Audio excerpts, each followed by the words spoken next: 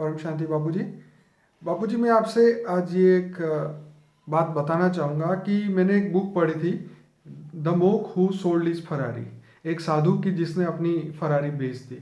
तो उस किताब में ये बताया था कि एक वकील था बहुत बड़ा, और जब वो कोर्ट के अंदर अपनी दलील कर रहा था तब उसको हार्ट अटैक आया, और उस समय फिर उनको हॉस्पिटलाइज किया गया। फिर वहाँ से वापस जब वो उनको होश आया तो उनको पता चला, फिर वो ज्ञान की खोज में गए। फिर उन्होंने हिमालय में आके पूरा तपस्या की, फिर ज्ञान आया। और ये सब जब मैंने ये बुक पढ़ा तो मुझे सीधी ही आपकी याद आई, क्योंकि आपका जीवन भी बिल्कुल ऐसा ही है। आप भी एक वकील थे, और आपने भी मतलब बहुत अच्छा नाम आपने अपने टाइम में कमाया।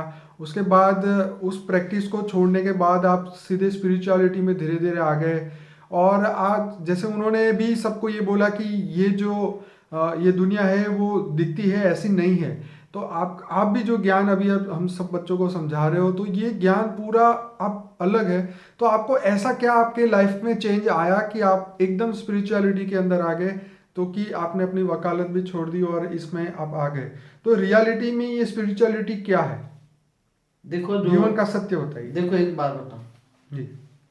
ये भी बहुत अच्छा आत्मा होगी कि बिल्कुल। जिन्होंने जो ये वकालत छोड़कर जी। स्पिरिचुअलिटी में गए और आत्मा से परमात्मा की प्रोसेस में ढूंढने में चले गए। बिल्कुल। बहुत अच्छी बात है, हिमालय में गए और चले गए, हम्म। फरारी भी बेच दी। हाँ, तो मतलब कितने बड़े वकील होंगे। हाँ, वो तो बहुत बड़े थे। हाँ, बहुत बड़े वकील होंगे। ऑब्वियसली। तो जैसे महात्मा गांधी भी वकील थे, और महात्मा गांधी, सरदार वल्लभ सरदार भाई पटेल वो भी थे। वो भी वकील थे। तो उन्होंने ये सब वकालत छोड़कर हिंदू भारत माता की सेवा क्यों की? हम्म। तो ऐसी तरह मैं भी एक, भले वकालत करता था मैं इनकम टैक्स के, कई बार एक मेरे इंसिडेंट्स हैं, कई वकालत में मैं इनकम टैक्स के रेड केस करता था। तो मतलब उसी टाइम पैसों की सामने, मतलब वकालत के सामने मैंने देखा कि लोग पैसों के पीछे पागल हैं। सारी जिंदगी पैसे कमाते पैसे कमाते कमाते, फिर जिंदगी में मरने के बाद हाथ में क्या ले जाते हैं। तो मैं नेपोलियन की भी हिस्ट्री सूख चुका था, पढ़ता था, मैं स्पिरिचुअल नॉलेज पढ़ता था बचपन से ही। मैं वैसे भी ढूंढता था कि आत्मा परमात्मा तो ढूंढ रहा था, हुई द ऑलमाइटी अथॉरिटी, वो पढ़ता था, वकालत भी करता था, मगर मन तो वकालत में कम, ज्यादा ज्यादा स्पिरिचुअल में रहती थी। फिर जब ऐसा लगा कि अब ये मन को वकालत के बाहर निकाल कर स्पिरिचुअलिटी में ले जाना है, और दाल रोटी मिल जाती है, टू मच में नहीं जाना है। हमारे पास फरारी नहीं थी, मगर हमारी अच्छी प्रैक्टिस तो काफी अच्छी थी, नाम था, बहुत अच्छा नाम था, चाहता तो बहुत अच्छा कमा सकता था, मगर उसी टाइम पर मैंने छोड़ दिया। और मुझे, मेरा मन का मकसद केवल अपने लिए नहीं था, मेरा मन का मकसद तो केवल समग्र विश्व को परिवर्तन करने का ज्ञान था। मैं केवल अपने लिए नहीं बैठा था, और मेरा जीवन का लक्ष्य तो आज भी यही है कि समग्र विश्व को नेगेटिव से पॉजिटिव में परिवर्तन करना, सारी सृष्टि के सारे अनंत कोटि ब्रह्मांडों को, तत्वों को परम तत्वों में परिवर्तन करना। ये मेरा जीवन का बचपन से लक्ष्य था, इसलिए मैंने सब कुछ छोड़ दिया। बाबू जी, जैसे आपके ऊपर भी एक बुक लिखी गई है, the Om of all things, English में है, और हिंदी में है ओम नमो ओम। लेकिन आप ऐसी बात बताइए जो इस बुक में भी नहीं है, और जो उसके बाद आपको रियलाइज हुआ कि ये चीज़ बतानी चाहिए लोगों को, ताकि वो भी स्पिरिचुअलिटी में आगे बढ़ पाए, तो जिससे वो अपनी आत्मा का कल्याण कर पाए। वो जो ओम दी ऑल थिंग जो भरूचा ने लिखी है, रुजबे रुजबे भरूचा, अच्छा भाई है, अच्छा है, स्पिरिचुअलिटी वाला भाई है। मगर वो भी कहता था कि मेरे पास कुछ आत्माएं हैं जो देवात्मा जैसी, तो वो उन्होंने लिखाई बुक, ऐसा कह रहे थे मुझे जी। मगर उसमें जो ज्ञान है वो बड़े रूप से है, जनरल ज्ञान है, जनरल कैपेसिटी का ज्ञान, मगर उसके जो ज्ञान, उसकी बुक के अंदर जो ज्ञान नहीं है, उसके अंदर जनरल ज्ञान है। तो अब मैं इससे ज्यादा स्पिरिचुअलिटी का ज्ञान नहीं बताऊं कि तुम चाहो, कोई भी आत्मा चाहे तो आत्मा से, मनुष्य आत्मा में घर गृहस्थ में रहकर लौकिक अलौकिक बैलेंस रखकर वो चाहे आत्मा सर्च करे, ज्ञान के अंदर गहराई में जाए, और परमात्मा से रोज सुबह शाम योग करे, तो आत्मा से परमात्मा का कनेक्शन माना योग लगाकर वो आत्मा धीरे धीरे धीरे एक दिन आत्मा से परमात्मा बन सकती है, और सारे विश्व को भी परिवर्तन कर सकती है अपनी शक्ति से। आत्माएं, कुछ आत्माएं मिल जाए तो ऐसे एक संगठन बनाकर विश्व को परिवर्तन कर सकती हैं। तो मैं, वो बुक में तो इतना ज्ञान नहीं है, मगर मेरे YouTube में बहुत ज्ञान है, कई उसमें तो कुछ भी ज्ञान नहीं है। वो जो बुक लिखी गई जनरल ज्ञान है, फिर भी अच्छा ज्ञान है, 108 है, क्या है जनरल ज्ञान है। मगर ये बुक के जरिए आप यूट्यूब में जुड़ते हो तो उसमें बहुत गहरा ज्ञान है। हाँ, इसमें तो हमने बहुत सारे टॉपिक पे, स्पेसिफिक टॉपिक पे सब यूट्यूब कुछ में इतना बताया। ज्ञान है जी। कि तुम्हें परमात्मा को ढूंढना चाहिए। हर कोई आत्मा को ऐसा गुरु ढूंढना चाहिए कि वो गुरु तुम्हें परमात्मा तक पहुंचा सके। ऐसा गुरु, आज संसार में ऐसा गुरु मिलना बहुत मुश्किल है, बहुत कठिन है कि जो ऑलमाइटी ऑथोरिटी को जानता है। Who is the almighty authority? Almighty authority का परिचय कराए तो ही तुम्हारे जीवन का लक्ष्य सफल होता है, नहीं तो जीवन ऐसे ही बैठ जाएगा। जहाँ जितने भी साधु संत है। देखिए बाबूजी, बहुत बड़ी बात मैं आपको ये बोलना चाह रहा हूँ कि आज लोगों को मतलब लोगों को ये पता ही नहीं है कि परमात्मा भी धरती पे आते हैं या उनके अवतार भी धरती पे आते हैं। जैसे समय समय पे कलयुग में भी जैसे विष्णु के अवतार हुए और शिव के भी अवतार हुए अलग अलग युगों के अंदर। तो आज लोगों को यही नहीं पता कि परमात्मा भी धरती पे आते हैं और उनकी ये पढ़ाई होती है। और बात यह है कि विश्व को परिवर्तन करने के लिए तो आज दुनिया में कोई ज्ञान ही नहीं दे रहा है। देखो, अपने भारत के शास्त्रों में अरबों खरबों साल की कहानी लिखी है जी।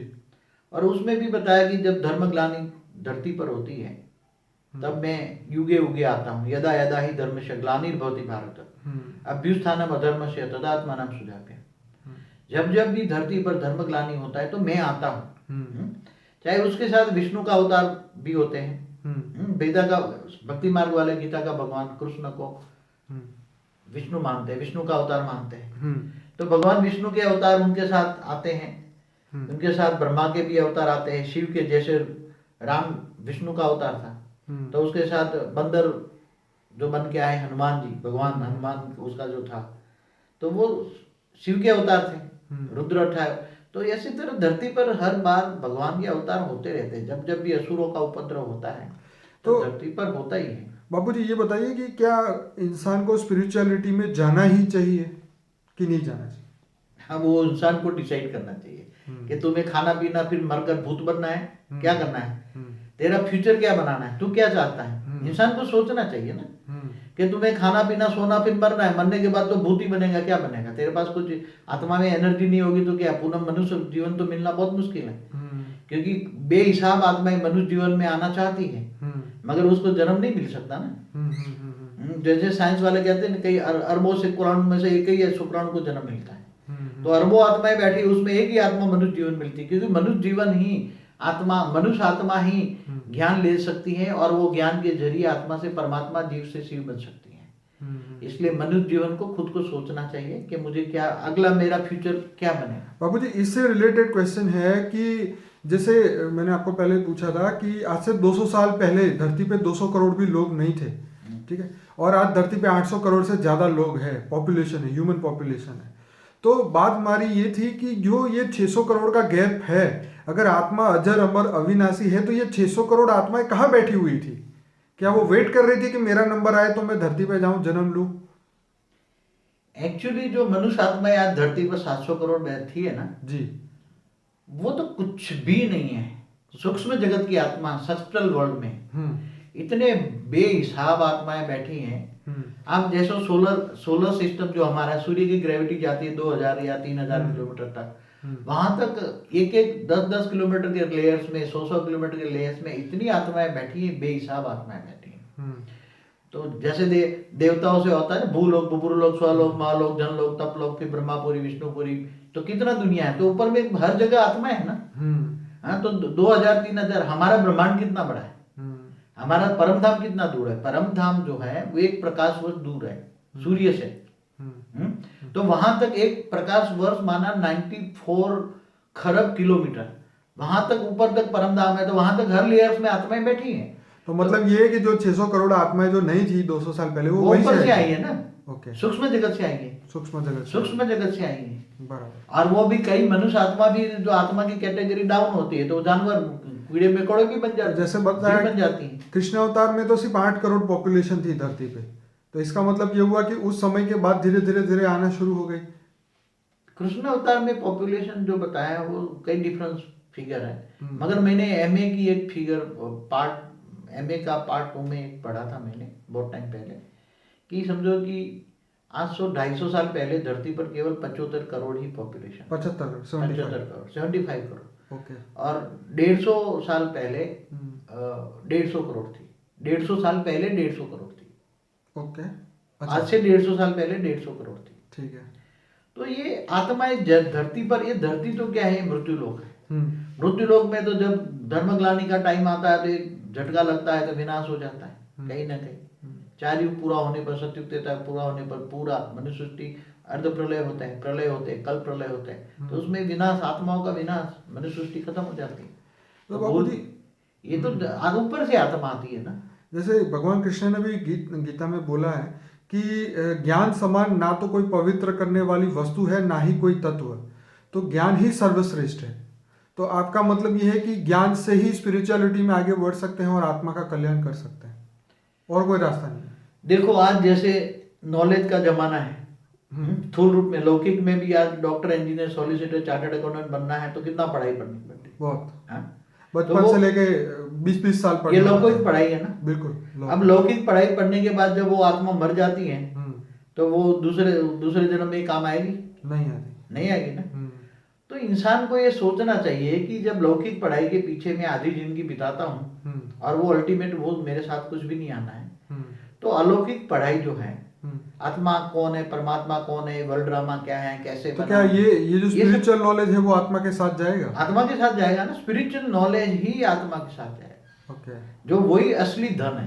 हम्म, अलौकिक जो ज्ञान धन है वो असली धन है जो आत्मा के साथ जाता है, और आत्मा के साथ उसको ना कोई चोर लूट जाता है, वही असली धन है। कोई चोर लूट जाएगा? नहीं लूट सकता। अलौकिक धन को तुम्हारी आत्मा में है तो लूट जाएगा? नहीं। हाँ? कोई जो इस पर सरकार टैक्स लगा पाएगी कि तुम्हारे पास अलौकिक धन बहुत है, हाँ, पारलौकिक ज्ञान धन बहुत है, उस पर टैक्स लगाओ? सरकार कोई टैक्स लगा पाएगी? कोई लूट पाएगा? और जो जितना ज्ञान ये स्पिरिचुअल नॉलेज दोगे, अलौकिक ज्ञान दोगे, इतना बढ़ेगा तो वही अंत में तुम्हारा आत्मा का कल्याण करेगा। तुम्हें नॉलेज है कि भी मुझे स्वर्ग में जाना है, मगर स्वर्ग का रास्ता ही पता नहीं, तुम स्वर्ग में कहाँ से जाओगे? कर्म ही ऐसे करते हो, जानवर जैसे कर्म करो तो दूसरे जन्म में क्या बनोगे? जानवर ही तो बनोगे ना। कर्मण्येवाधिकारस्ते मा फले सुखदाचन। जैसी आत्मा जो कर्म करता है, अंतमति सो गति, जैसे संस्कार है आत्मा के अंदर, जानवर जैसे संस्कार है तो अंतमति सो गति। आत्मा शरीर छोड़ते वक्त जो संस्कार होते हैं उसी हिसाब से वो दूसरा जन्म धारण करती है, नहीं तो भूत प्रेत बन के भटकती है। इसलिए मनुष्य आत्माओं को सोचना चाहिए कि हमें क्या बनना है, नया जन्म क्या है, हमें क्या बनना है, या देवता बनना है, या वैकुंठ जाना है, या परमधाम जाना है, या जीव से शिव बनना है, या आत्मा से परमात्मा बनना है। वो आत्मा को खुद न सोचना चाहिए, नहीं तो कहा कि जलसा करो और क्या है, फिर मर के भूत बन के घर में बैठे रहोगे, फिर एक भूत दूसरे बाहर निकलोगे घर के बाहर तो दूसरे भूत, नहीं तो फिर तुम्हारे जो बच्चे होंगे वो कहेंगे भाई मुझे नारायण बलि लगाने के लिए नर्मदा के घाट ले जाओ, मुझे मुक्ति दिलाओ। क्या कराओ? मुझे मुक्ति। हाँ, तो आत्मा की मुक्ति कहाँ होती है? आत्मा की मुक्ति नारायण बलि में घाट लगाने जाते हैं, नर्मदा के नारायण बलि लगाते हैं, फिर उसके पिंड को डाल देते हैं। तो जो हमारे जो पूर्व विधान थे, जो शास्त्रों के गर्भ पुराण के हिसाब से कि भी आत्मा की मुक्ति कराओ, पूर्वजों को मुक्ति दो, पूर्वजों को मुक्ति दो, नहीं तो पूर्वज तुम्हारे घर में बैठे हैं। आज तो साइंस वाले भी कहते हैं घर घर में भूत बैठे हैं, पूर्वज बैठे हैं कोई ना कोई कारण से। तो ये सब बातें समझना चाहिए इंसान को, ज्ञान नॉलेज होना चाहिए। ये सारी सृष्टि, आत्मा, परमात्मा, वर्ल्ड ड्रामा का जो नॉलेज लोगो, स्पिरिचुअल नॉलेज लोगो, तो तुम्हारे यही असली ज्ञान धन है, बाकी तो कोई काम में आना नहीं चाहिए। बच्चों को भी वही ज्ञान धन देना चाहिए। अगर तुम अपने बच्चों को प्यार करते हो तो उसलिए ज्ञान धन दो, बाकी तो ये मायावी धन तो तुम्हें, मायावी धन तो कोई काम में नहीं आने वाला। मरने के बाद साथ में आता है, खरबोपति होता है, कोई भी खरबोपति, जितने बड़े बड़े दुनिया के बड़े बड़े पैसे वाले जो मर के जाते हैं तो क्या है, उसकी बुद्धि अंतमति सो गति, बुद्धि पैसे में रहती है, तो मरने के बाद भी वो भूत बन के पैसे के आसपास लटकता रहता है। मरने के बाद पॉलिटिकल कुर्सियां होती हैं तो कुर्सी का मोह रहता है, तो अंत में मरने के बाद भी भूत बन के वो कुर्सी के आगे पीछे मंडरा रहते हैं। इसलिए भूत प्रेतात्माओं की संख्या बहुत बेहिसाब है, और वही भूत प्रेतात्मा बनकर वही नेगेटिव कर्म कराते हैं। वासना रह जाती है आत्मा में, तो वासना दूसरों में प्रवेश करके वासना कराते हैं, पूर्ति कराते हैं। तो आजकल भूत निकालने का धंधा सबसे बड़ा है। वो एक नहीं है विदेश में, कौन सा है, करोड़ों फॉलोअर्स उसके, टीबी जोशवा, तो उसका धंधा जबरदस्त चलता है विदेश। इंडिया में भी है भूत निकालने के, ओझों का धंधा बहुत जबरदस्त। ऐसे तो बाबूजी बहुत सारे लोग हैं, मतलब आप हर धर्म में, हर चैनल पे, आप यूट्यूब में इतनी चैनल है जिसके अंदर ये सब चीज़ें तो मतलब भरी पड़ी है ऐसे तो। लेकिन जो सच है वो बताने वाला नहीं है कि रियलिटी, इस दुनिया की रियलिटी क्या है, क्या विजिबल ही दुनिया सच है, क्या इनविजिबल दुनिया क्या है, वो तो किसी के पास जवाब ही नहीं है। देखो, ये जो विजिबल दुनिया की बात करते हो तो धरती पर जो 700 करोड़ मनुष्य है वो विजिबल है। हम्म। और जो विजिबल दुनिया, जो सूक्ष्म जगत है, हम्म।